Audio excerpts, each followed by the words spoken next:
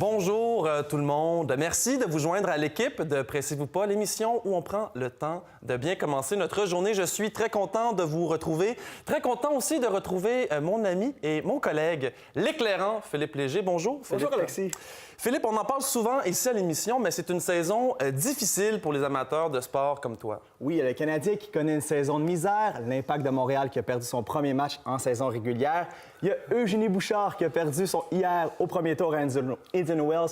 C'est très difficile pour les fans de sport au Québec. Donc, ça va pas bien, mais il y a une chose qui va bien au Québec cette année. On le sait, c'est l'hiver. On a un hiver très rigoureux cette année et c'est le cas encore aujourd'hui où on annonce de la neige, une température de moins 3 degrés Celsius, des vents qui vont frôler les 40 km/h, une vraie petite tempête là, qui se prépare. On annonce jusqu'à 30 cm de neige d'ici samedi dans la région de Québec. C'est pas la tempête du siècle, mais quand même, habillez-vous chaudement. Ici à l'émission, on a un menu assez chargé. On va faire le tour d'horizon de l'actualité. On va parler de la mise en vente des laissez-passer pour le FEC, le Festival d'été de Québec. Et on va parler de la hausse des tarifs d'électricité.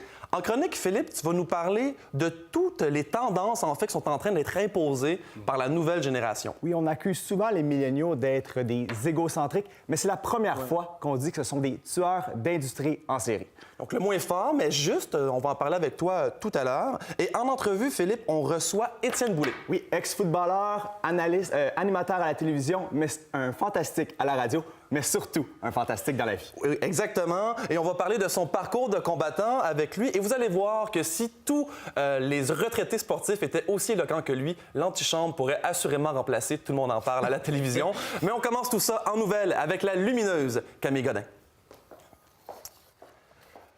Bonjour Camille. Bonjour Alexis. Bonjour Camille. Hier, à la veille de la Journée internationale des femmes, la Journée internationale des femmes qui a lieu aujourd'hui d'ailleurs, donc bonne Journée internationale des femmes et bonne Journée des femmes à toutes les femmes qui nous écoutent à la maison. Eh bien, à la veille de la Journée des femmes, la ministre Hélène David a annoncé des fonds supplémentaires pour aider les femmes qui sont victimes de violences.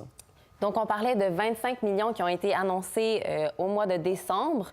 Puis là, on parle exactement de 13 millions qui seraient investis dans des centres d'aide pour prévenir les agressions sexuelles ainsi qu'accompagner les victimes. On parle aussi de 6,4 millions pour combattre la violence conjugale. Bien entendu, ce montant est loin d'être suffisant, mais tout de même, c'est un bon début pour la province du Québec. Pour ce qui est de nos ministres, donc la ministre de la Condition féminine, Mme Hélène David, ainsi que la déléguée à la protection de la jeunesse et à la santé publique, Mme Lucie Charlebois, a annoncé qu'il serait important pour le gouvernement de vraiment investir aussi sur le côté régional, c'est un peu différent de ce qui se passe dans les villes. Dans les villes. Et Camille, la rémunération des médecins fait encore couler beaucoup d'encre. Oui, donc il y a une étude qui a été réalisée par la commission à la santé, par le commissaire, à la santé et au bien-être, qui a dévoilé vraiment les effets nocifs qui sont reliés à la rémunération, à l'acte qu'on a présentement pour les médecins au Québec. Donc, au cours des 15 dernières années, on aurait une augmentation du nombre de médecins ainsi que de leur salaire, mais une diminution de la production des soins. Ce qui est assez étonnant. Exactement. Donc, entre 2006 et 2015, on parle d'une augmentation jusqu'à 116 % chez les médecins spécialistes et de 78 % pour les médecins omnipraticiens. Le ministre de la Santé, M. Gaétan Barrette, n'est pas très content de cette étude puisqu'il déplore que les résultats ne sont valables seulement jusqu'à l'année 2015. Et il dit que pourtant, lui, ses applications de réforme se sont passées cette année-là. Alors, c'est assurément un sujet qu'on va suivre durant la prochaine élection provinciale. Aussi, Camille, un important partenaire des Hells a été arrêté hier. Monsieur Mario Brouillette, donc un moteur qui était retraité des Hells Angels, a été soupçonné de continuer à contrôler le trafic de drogue sur le grand territoire de Montréal et Québec, du Québec et de l'Ontario, je suis désolée, ainsi que d'exercer beaucoup d'influence aussi sur les membres qui sont encore actifs au sein des Hells. Puis il aurait été placé en état d'arrestation hier alors qu'il était en contact justement avec M. Claude Gauthier, qui est un membre actif. Finalement, Camille, qu'est-ce qui presse en nouvelles? Donc, ce qui presse, c'est d'aller chercher votre laissez-passer, en fait, pour le Festival d'été de Québec, qui est disponible en ligne sur le site de l'événement dès aujourd'hui à midi. Et cette passe à 100 $ va vous permettre d'accéder à l'entièreté des concerts entre le 5 et le 15 juillet. Et il y a plusieurs noms à l'affiche, notamment Milk and Bone et aussi le rappeur à succès Loud. Très aimé de la jeune génération. Et qu'est-ce qui ne presse pas, Camille? Ce qui ne presse pas, c'est la hausse des tarifs d'électricité à compter du 1er avril pour les clients résidentiels. Toutefois, c'est une bonne nouvelle pour les Québécois puisque la Régie de l'énergie n'a accordé une hausse que de 0,3 %. Alors, on dit merci à la régie et moi, je te dis merci, Camille, pour ce tour d'horizon de l'actualité. Merci et à toi, c'est Alexis. déjà le temps d'aller retrouver l'éclairant Philippe Léger pour sa chronique. Et ce matin, Philippe, tu nous parles, tu le disais tout à l'heure, de toutes les industries qui sont sur le point d'être tuées par les milléniaux. Oui, ce matin, on s'intéresse à la jeune génération, soit les 18-35 ans, qu'on appelle les milléniaux. Pourquoi on parle d'eux? Parce qu'il y a présentement un changement générationnel au Québec. Il y aura plus, dans les 3 prochaines années, il y aura plus de milléniaux que de baby boomers en termes de nombre de personnes au Québec. Ce qu'on appelle le renversement de la pyramide des âges. Et en conséquence, qu'est-ce qui se passe? C'est que les milléniaux vont imposer leur tendance de consommation au reste de la société, ce qui fait que certains produits vont être appelés à disparaître. Et spontanément, je vous pose une question. On va mettre vos lunettes du futur. Est-ce qu'il y a une industrie que vous nommez qui va disparaître peut-être, vous pensez, dans les prochaines années? On va commencer par Camille. Moi, j'irais peut-être avec la télévision câblée. C'est bien, on va en parler tout à l'heure. Je dirais les Canadian Tire. Les Canadiens de terre. Mais c'est vrai que les magasins à grande surface jamais vu un sont jeune appelés- là-dedans, moi. Jamais vu un jeune là-dedans, c'est vrai. J'ai amené aujourd'hui 3 objets qui représentent des industries qui sont appelées à mourir.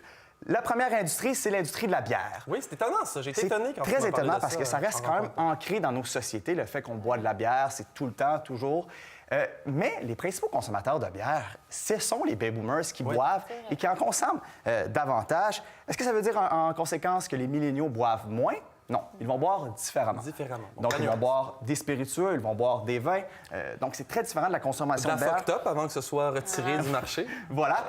Il y a même des investisseurs aux États-Unis qui ont conseillé de ne plus placer d'argent dans les entreprises de bière parce qu'ils ne seraient plus des entreprises du futur. Donc, les tendances de consommation des jeunes ont déjà des impacts économiques. OK. Le deuxième objet, c'est un objet assez... mon fameux DVD du club des 100 watts. C'était une émission assez forte dans la jeunesse québécoise des années 80, des années 90. Il représente... ce genre d'émission ne pourrait pas vraiment revenir à la télévision câblée parce que, comme tu disais, Camille, ben, les jeunes ne seraient plus vraiment au rendez-vous. Et si c'est le cas pour la télévision, c'est aussi le cas pour le cinéma. Les jeunes écoutent de plus en plus l'écoute en ligne, boudent de plus en plus le cinéma, même que de 2012 à 2017, il y a une diminution de 30 des entrées chez les 18-24 ans, le public cible. Puis on voit à l'écran Marc-André Coallier, qui était l'animateur. Le grand Marc-André Coallier. Quel charisme! Il perce l'écran. Exactement. Donc, c'est plus possible, Marc-André Coallier. Exactement. Et en 2017, il y a quand même beaucoup de films. On parlait Avengers, Star Wars, Wonder Woman, qui mettaient pour une rare fois une héroïne de l'avant. Voilà. Et on cherche des manières à les raccrocher au cinéma. Donc, on peut peut-être permettre des téléphones cellulaires dans les salles de cinéma. C'est assez controversé. Donc, les jeunes qui délaissent et la télévision et le Exactement. cinéma. Mon troisième objet, un objet assez significatif dans l'histoire du Québec récente, la dernière édition papier Et le grand du retour journal... de Pierre Foglia. Le grand retour de Pierre Foglia, voilà. La dernière édition du journal papier La Presse, qui, justement, disait que depuis 1884, la presse a couvert la Fondation de Desjardins, a couvert également Jean Drapeau. Et maintenant, récemment, on va parler de Donald Trump, on va parler des différents, je vais vous le passer, on va parler des différents événements. Le mouvement Moi aussi. Le mouvement Moi aussi, très récent. Et depuis, ça dit depuis 1884, il y a 134 ans que la presse a été fondée. Et ça fait 134 ans qu'il est imprimé. Et le journal a complètement migré sur le web en 2018. La raison est très simple. Ce sont les jeunes qui ne sont plus au rendez-vous. 5 seulement des milléniaux vont lire un journal quotidien chaque semaine. Et c'est assez quand même paradoxal de voir un journal qui s'appelle La Presse ne plus être imprimé. Donc, un journal de la presse papier qui est maintenant exclusivement sur le numérique. Et en terminant, Philippe, comme à chaque semaine, tu souhaites remettre un méritas à un jeune millénial qui s'est particulièrement démarqué. Alors aujourd'hui, à qui es-tu pressé de remettre ton méritas? Je suis pressé cette semaine, en cette journée de la femme, de le remettre à Léa Clermont-Dion, la milléniale de la semaine. Et elle se mérite le méritas, elle qui est la fondatrice du mouvement Et maintenant, et qui a organisé hier 900 personnes assistées au spectacle bénéfice contre la violence sexuelle. Donc, félicitations Léa, tu te mérites notre méritas cette semaine. Bravo Léa. C'est pas rien ce prix-là remis par Philippe Léger ici. Et Philippe, merci pour ta chronique. Je le répète à chaque fois que tu es de passage à l'émission, c'est un service public essentiel, les chroniques de Philippe Léger. Merci beaucoup. Merci aussi à toi Camille. Et vous à la maison, j'espère que vous n'êtes pas pressés de nous quitter parce qu'au retour, on reçoit notre invité Étienne Boulay.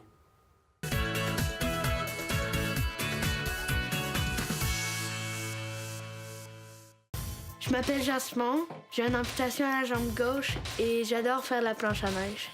J'ai un grizzly sur ma prothèse parce que quand j'ai vu le dessin, j'ai comme vraiment fait « Wow, il me le faut sur ma prothèse ». Quand les gens me demandent c'est quoi qui est arrivé à ta jambe, ben, je leur dis que je suis née comme ça. Puis je leur dis que c'est pas ce qui m'empêche de faire le sport que j'aime. C'est vraiment grâce aux amputés de guerre si je peux faire de la planche à neige. Donc, ce que j'aimerais dire, c'est un gros merci.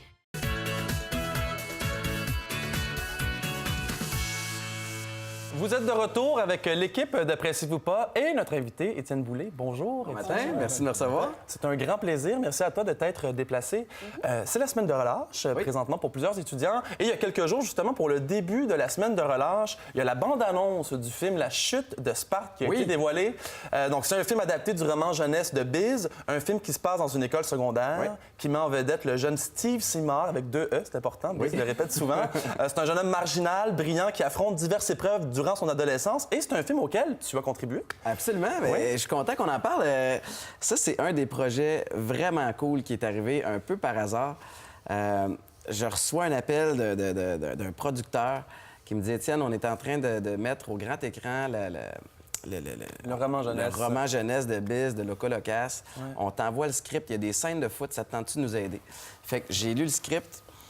Et là, c'était un travail de scratch. C'est d'essayer de dessiner des jeux de football qui vont mettre en valeur les personnages dont il est question, évidemment. Ensuite de ça, me trouver une équipe de foot, coordonner les scènes. Et là, ça ne devient pas des jeux de football, mais ça devient plus une chorégraphie, de chorégraphier ça. Puis ça a été vraiment une expérience extraordinaire. Fait que ma première expérience au cinéma n'est pas devant l'écran, c'est derrière. Chorégraphe. Puis ça, je me doutais bien que l'aspect football allait t'avait intéressé. Oui. Mais je me demandais l'aspect humain de ce film-là, le propos qui est tenu dans le film. Est-ce que c'est aussi venu un peu te chercher? Ben oui, tu sais, un jeune qui sort de l'ordinaire un peu, qui est plus marginal. Tu t'es reconnu un peu là-dedans? Ben oui et non. Tu sais, moi, je pense que je suis pas juste un joueur de foot. Je n'étais pas juste non plus un sportif. Je me suis toujours bien entendu. J'ai toujours eu plusieurs groupes d'amis. Mais c'est ça, Steve Simard, j'oublie le nom du comédien, mais qui joue vraiment à perfection son rôle, qui a des conflits un peu avec des gars de l'équipe de foot. Je trouvais que c'était une dynamique vraiment intéressante. Puis, évidemment, je trouvais ça très, très réaliste par rapport à certaines situations que j'ai vécues au secondaire. Puis c'était un beau défi. Ça a pris du temps. On devait avoir au départ 4 soirs de tournage. On tournait de soir parce que c'était plus facile avec, évidemment, l'éclairage, la lumière, etc.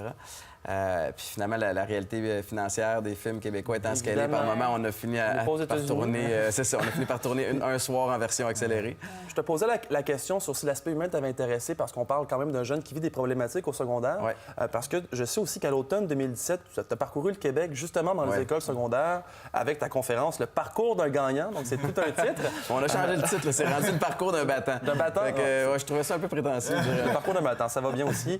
Puis, c'est une conférence qui, j'ai l'impression, aurait pu justement aider un jeune comme Steve Simard s'il y avait assisté. C'était quoi ton objectif principal avec cette tournée-là? En fait, c'est drôle, j'ai commencé à faire des conférences avec les Alouettes. On avait, au départ, quand Larry Smith était le président, on allait sensibiliser les jeunes à l'importance de rester aux études parce qu'on avait un taux, je ne sais plus c'est quoi le tôt de décrochage, mais on était près de 35 chez les garçons, le taux de décrochage au secondaire.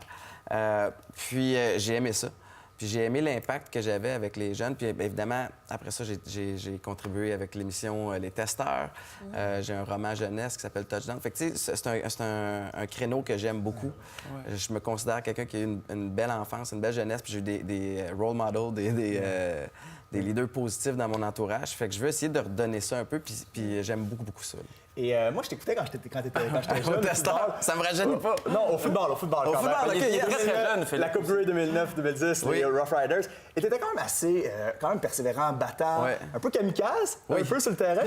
Est-ce que c'est quand même des valeurs de persévérance que tu veux transmettre lors de tes conférences? Oui, absolument. Puis tu sais, quand je parle de mes conférences, j'essaie de le faire avec le plus de franchise possible, mais je parle de mes bons côtés, puis je parle de mes moins bonnes périodes aussi. Mon côté excessif a fait en sorte que j'ai percé au foot.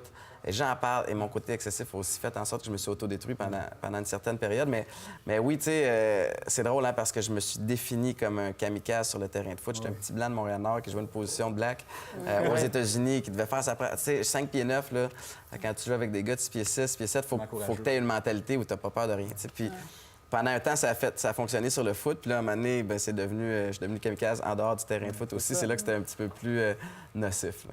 Donc, les valeurs que tu as portées pendant le sport, de dépassement de soi, de Ouais. persévérance, c'est somme toute des valeurs que tu as gardées pendant tes conférences Oui, absolument. à travers le Québec. C'est rendu jusqu'en Abitibi. Puis, je me regarde. En fait, je regardais ce parcours-là. Je regarde ton implication pour la chute de Sparte. Ouais. Je regarde aussi ton implication pour le parcours d'un battant.